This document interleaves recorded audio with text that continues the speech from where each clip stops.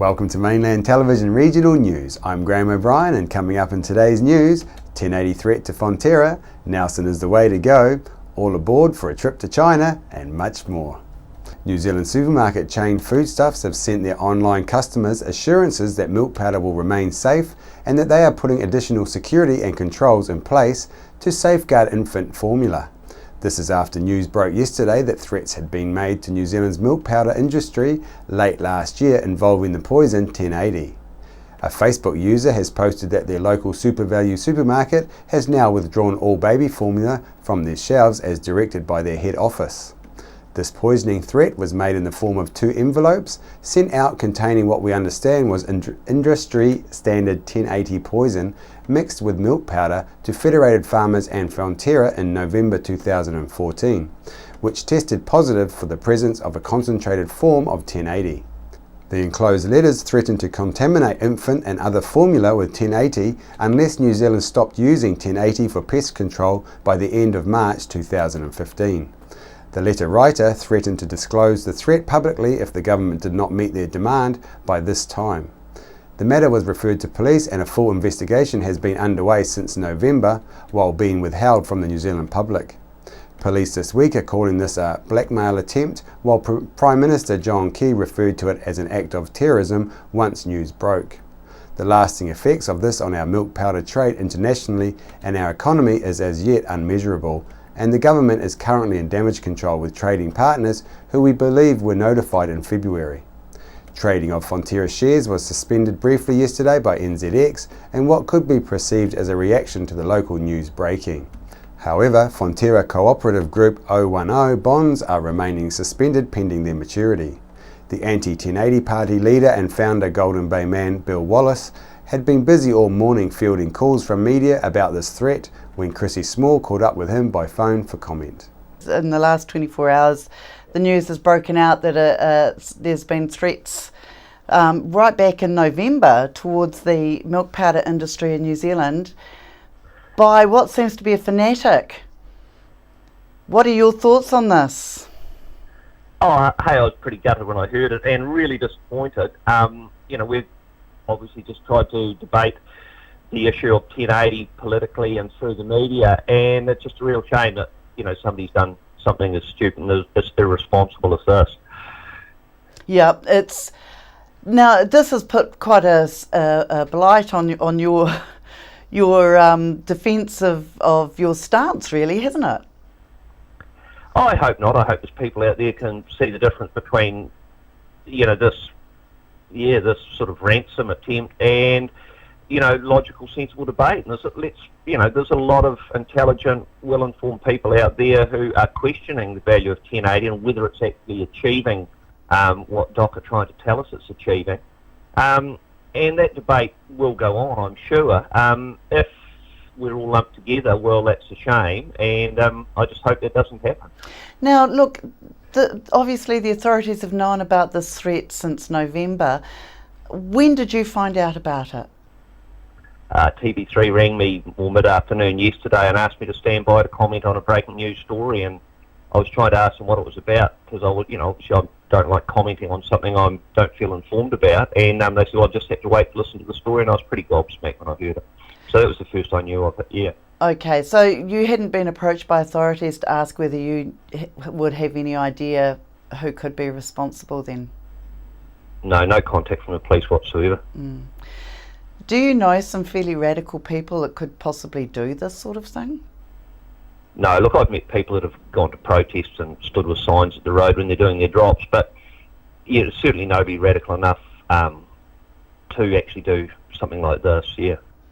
Yeah, so it's been fairly damaging to the cause, do you think?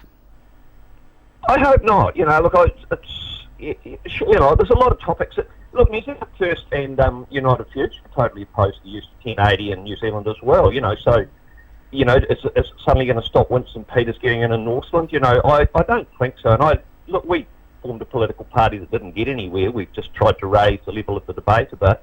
I don't see that it should dent our credibility. It could have been some other radical terrorist that had got hold of a bit of 1080 and it's a shame that it's a 1080 cause that the threat's been made over, really, I guess. But it's worse than that. It is appalling. It's shocking that somebody would sort of threaten the New Zealand economy or human health hoping to achieve something. It's, terrible, really. Yeah.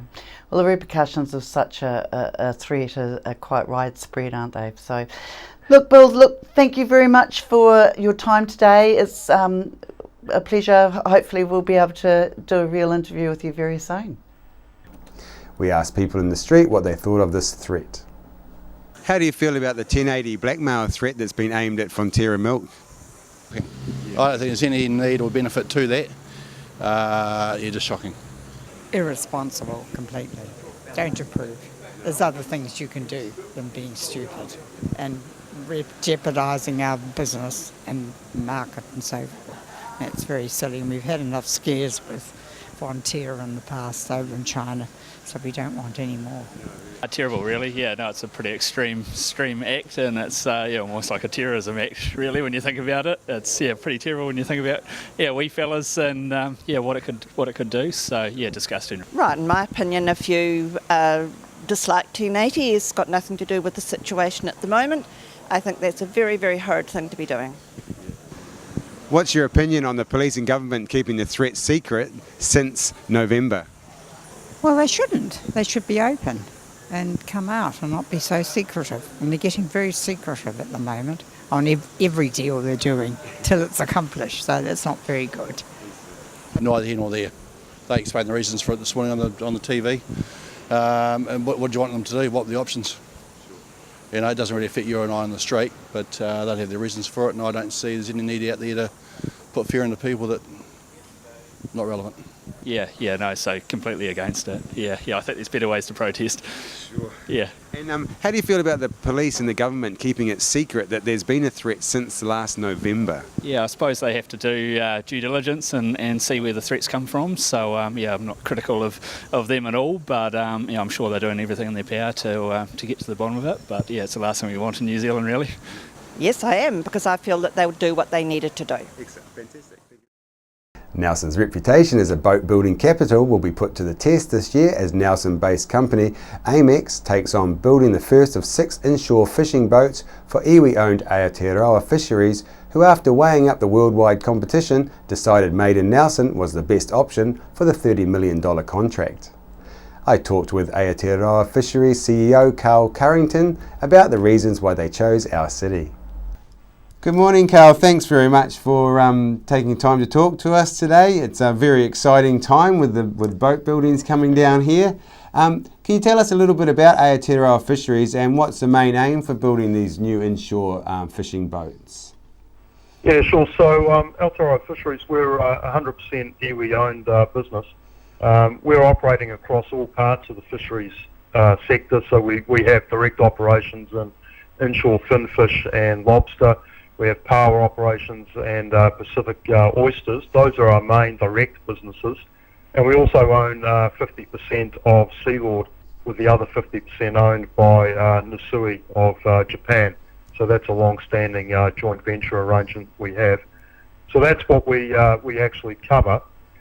And the reason we're looking to renew the fleet is, well, when you boil it all down to one thing, the bottom line is we can't sell what we can't catch. Yeah. And the issue that we're facing with our contractor fleet, and also this is an issue facing the entire inshore sector really, is that the fleet on average is coming up to sort of 40 years of age. And really these boats are reaching the end of their economic life, and some of them are probably a few years past it. And just the ongoing costs of running boats, the higher maintenance costs, the higher fuel costs, they don't have the latest onboard handling technology, they don't have the latest designs that are capable of handling rougher conditions, means they're not really suitable for going forward. So we need to be reinvesting in establishing a new fleet across New Zealand. So we've been wrestling with this for a number of years on how to help fishers transition into new boats, because they're not inexpensive investments, and they need to have the security of knowing that they've got a long-term relationship in order to have the confidence to put their money up into those boats. Yeah, sure. That sounds fantastic. I mean, when you say they're not cheap investments, what are you talking? How much are you talking about for one boat there? Well, it's going to vary from boat to boat, because they're going to be slightly different sizes and have slightly different sorts of fishing technologies on them, whether they be precision seafood harvest, trawling vessels, seiners or longliners. But for our first program, we're looking at 5 to 6 boats, and that could be in the vicinity of $25 to $30 million for the across that number. Nice. Oh, so you're first looking at the first one is 5 to 6 boats, and there's still plans for more, maybe more after that as well? Absolutely, because this is not just about the trawl and seine fleet. We'll also need to turn our minds to the longline fleet as well. Yeah. Oh, that's great. Yeah, it's great to invest in. I mean, like anybody knows, once things are getting old, everything starts breaking and costing more money, doesn't it? Absolutely, absolutely, and it's a risky business as it is, so you've got to have good gear out there.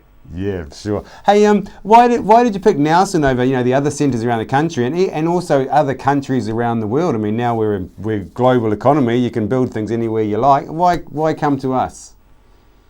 Yeah, well, this is a long game, and for sure we looked all around the world, but we looked New Zealand, Australia, Taiwan, Korea, China as the big powerhouses of boat building at the moment. And I mean, if we were looking at a one-off, we might be able to get it a bit cheaper from somewhere else. But because we're looking at a long-term program here, we think it's important to have that capability, the skills and people actually employed in New Zealand to do this. I mean, if we bought one boat overseas now, okay, the New Zealand dollar's at a very strong levels, but Sod's Law will kick in by the time we get to the second and third boats. The dollar might be more realistic levels, and sure. So what appeared cheap first time won't be cheap second time round, and so it's a long game. So we figured better to do it in New Zealand, and Amex, when we look at the capability that they have, and we decided that they were a good fit. It's a lot easier from a project management perspective having them in Nelson than having to work with somebody overseas as well. Oh, it's in this day and age, it's a great thing to hear, Carl, that people want to build things in New Zealand, and at least if anything goes wrong, they're right here where you can get hold of them. Exactly. They're not going away. I also caught up with busy General Manager of Amex Boat Building, Steve Sullivan, at Port Nelson to find out how they are gearing up for this big project. Steve, really exciting time. You've got the contract for the inshore fishing boats. Can you tell us a little bit how you're feeling at the moment and the process you had to go through and going through with this contract? Yeah, Graham, really exciting news for Nelson and for the company Amex. I mean, we've been working on this process for about the last little bit over a year, and come up against some really stiff competition. So really focused on going forward. So yeah, pumped really. Yeah. And you beat other countries and other companies from around New Zealand, around the world. Why really are you the best company that you think they found? Well, hopefully we are the best company. I mean, we've come up against stiff competition, and financially you wouldn't beat a lot of the companies from offshore Bangladesh and Indonesia and the likes. But I think Aotearoa were really focused on New Zealand build, and they were really supportive of our company and sort of assisting us to gear up and be capable and bring the capabilities to New Zealand and Nelson. So really focused on that point. So Aotearoa, they were sort of pushing our barrow as much as they could.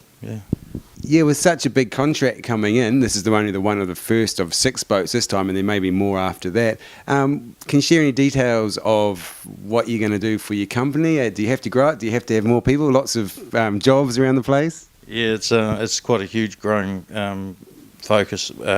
We've got with the first vessel coming on, we're employing new people, sorry, 8 new people in that division alone. So we cover pretty much all the facets of building the vessel. The only thing that we don't do in-house, if you like, is the electrical and the painting. So everything else is done in-house. But we use a lot of subcontractors as well. So it's beneficial not just to ourselves, but also Nelson as a community. We are gearing up, obviously, with new capacity as far as tooling and plant and equipment, and new workshop facilities as in cranes and so forth. So the last few months we've been really focused on ordering new equipment for the workshops and ordering cranes, etc., out of Germany, etc., to accommodate the build. Yeah, it's so exciting to hear of things being built and processed and made in New Zealand and made in Nelson nowadays, after we hear about all the everything going offshore. So all the best and good luck with your venture, and well done for getting the contract. Thanks, Graham. Yeah. Nelson's Mayor Rachel Reese is leading a delegation to China in April in what is expected to be a strengthening of important links with Nelson's Chinese sister cities. The visit will coincide with the 20th anniversary of the signing of Nelson's sister city agreement with Hengxi.